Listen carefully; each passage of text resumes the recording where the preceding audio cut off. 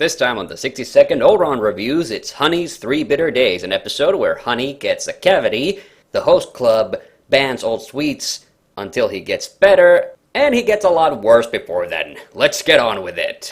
Kiss, kiss, fall in love. First, the positives. It's kind of sweet how Tamaki acts responsibly by banning all the sweets in order to ensure Honey won't eat them.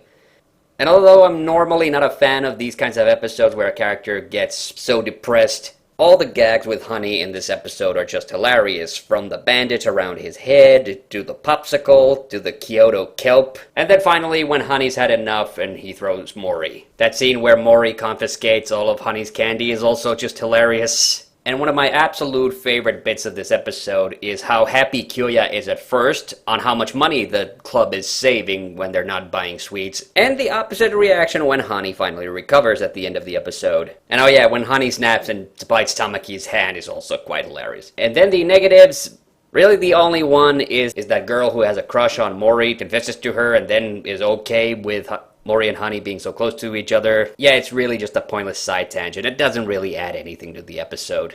Now, any episode that focuses on Haninozuka, or Honey, is always going to be batshit crazy. Just watch Jungle Pool SOS if you don't believe me. So you can't really judge it on the same merits as other episodes, but I do think this is a really funny episode, but with a couple of slightly slower bits, and a few stupid side tangents that I'm not a big fan of, but I'll still give it 2 Kyoto kelps out of 3. Until next time, kiss, kiss, fall in love.